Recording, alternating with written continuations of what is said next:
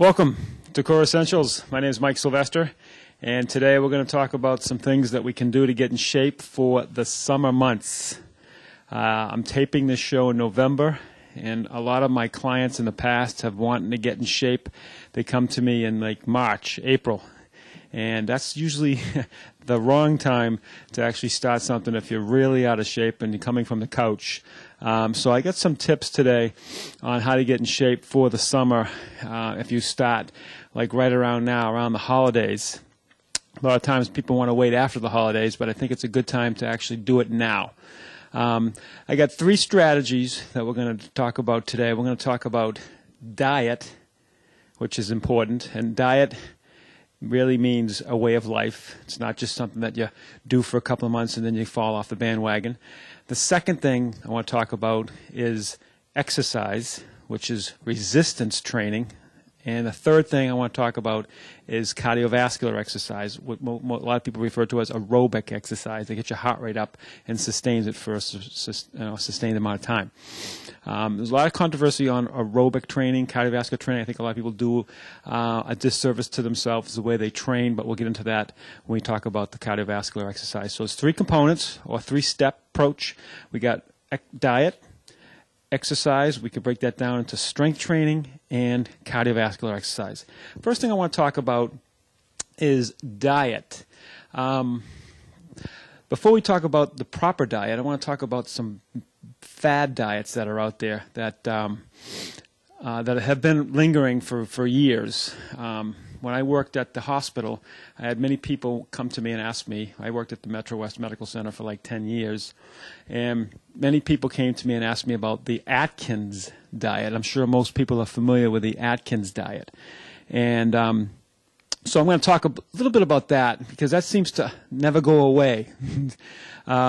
We've had on previous shows the Zone Diet. I've had the author of the Zone Diet, Barry Sears, the last 2 shows, which were 2 interviews, which I thought were very good. But since we talked about that, I want to talk more about the Atkins Diet today, and then we'll go into maybe a strategy, what you can do that I would recommend. Okay. First of all, the Atkins Diet.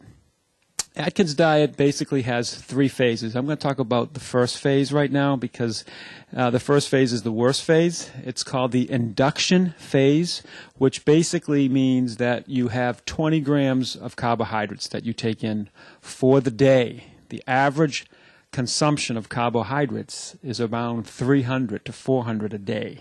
So we're taking somebody from that normal level to 20 grams. What happens? First of all, how do we get energy? We get energy from 3 sources for the most part. We're not going to talk about alcohol. But 3 sources, or macronutrients, if you will. 3 sources. We get it from carbohydrates, which basically is stored in the muscles and in the liver. Nothing else is stored there. A lot of times people think fat is stored in the muscle. Fat is not. Protein is not. Protein synthesis occurs in the muscle, but that's something different. I don't want to get into detail there.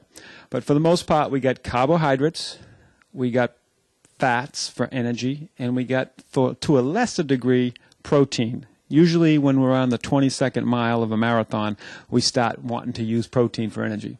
Or if we're on the Atkins diet, which we'll get into in a second. So carbohydrates has 3 fates. We're going to talk about carbohydrates for the most part right now.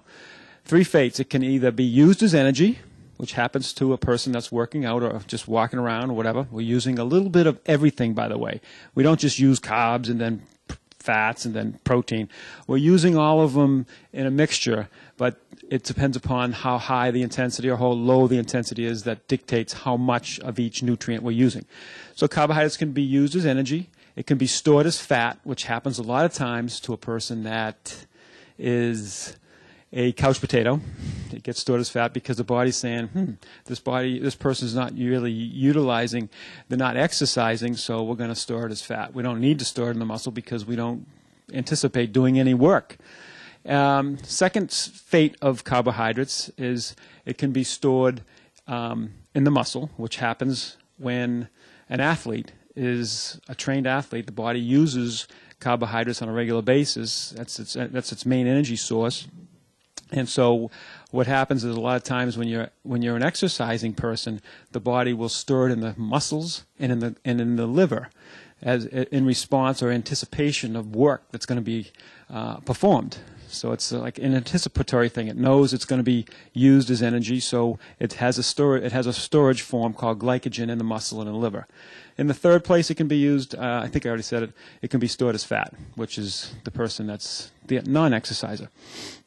So getting back to Atkins, on the first phase you get 20 grams that you're taking in of carbohydrates. So that's not a lot.